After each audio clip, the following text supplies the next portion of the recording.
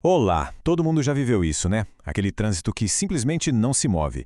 E muitas vezes, a causa de tudo é um único acidente lá na frente, a quilômetros de distância.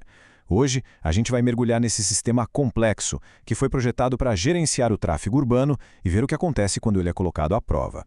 A pergunta que não quer calar é essa: como um sistema tão grande pode ser tão frágil? Por que um único ponto de falha consegue criar aquele efeito dominó que impacta a vida de milhares de pessoas? É exatamente isso que a gente vai investigar. E para entender o colapso, primeiro a gente precisa entender como o sistema foi pensado para funcionar, começando pela base de tudo. Bom, para a gente conseguir entender o caos, primeiro temos que entender a ordem. E toda a organização do nosso trânsito começa ali, na sua base legal, nas regras que, teoricamente, todo mundo deveria seguir. Vamos pensar no Código de Trânsito Brasileiro, o famoso CTB, como se fosse o sistema operacional das nossas ruas. É ele que dita as regras do jogo para tudo que acontece no trânsito, da velocidade máxima numa avenida até de quem é a responsabilidade em cada situação. É a lei que vale para motoristas, pedestres, ciclistas, para todo mundo. Mas o CTB não é só uma lista de pode e não pode. Ele é construído em cima de princípios bem importantes. A prioridade máxima é sempre a vida, a segurança.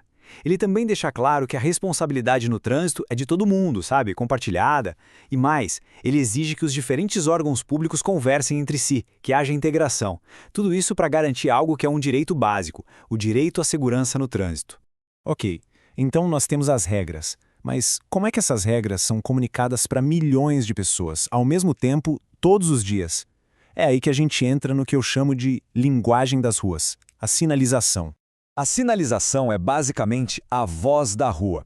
É o jeito que o sistema tem de conversar com a gente, dando ordens, fazendo alertas, indicando o caminho. Sem essa comunicação funcionando bem, o Código de Trânsito seria só um livro pegando poeira na estante. É a sinalização que tira a lei do papel e coloca ela em prática. E essa conversa acontece de duas formas principais que precisam trabalhar em conjunto. A sinalização vertical, que são as placas, elas nos dizem o que a gente deve fazer. Já a sinalização horizontal, que é a pintura no chão, no asfalto, ela nos mostra onde e como a gente deve fazer. Uma complementa a outra o tempo todo para criar um guia visual que seja claro para todo mundo. E essa linguagem não para só nas placas e na pintura, não. Ela também inclui ferramentas dinâmicas, como os semáforos, que são essenciais para gerenciar o fluxo nos cruzamentos, nos pontos mais críticos, e também os dispositivos de segurança, como barreiras, cones, tachões, que ajudam a guiar os carros e a proteger os pedestres. Tudo isso junto forma um sistema de comunicação bem completo. Bom, até agora a gente viu o plano ideal, o mundo perfeito. Mas e quando a realidade acontece? Um acidente é a falha mais grave que o sistema pode ter. E é nesse momento que a verdadeira capacidade de gestão é colocada à prova.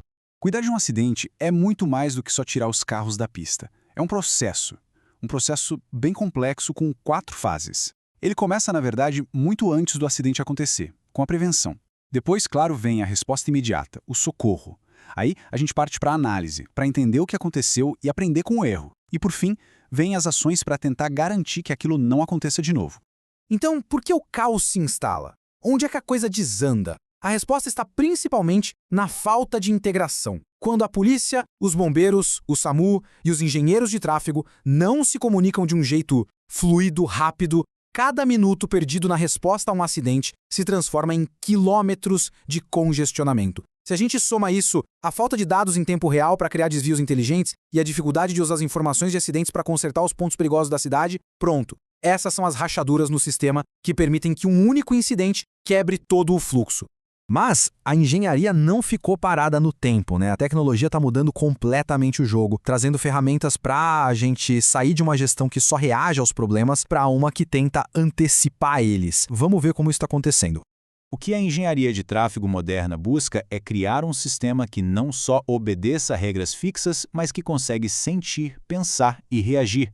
O objetivo é usar a tecnologia para dar ao sistema nervoso da cidade a capacidade de se adaptar em tempo real. E aqui estão algumas das ferramentas que estão formando esse cérebro urbano.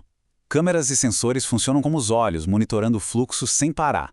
Mapas de calor de acidentes ajudam a gente a achar e a consertar os pontos mais perigosos. Semáforos inteligentes que mudam de tempo sozinhos para diminuir os congestionamentos. E talvez o mais importante de tudo, plataformas que integram a comunicação e garantem que todos os serviços de emergência falem a mesma língua.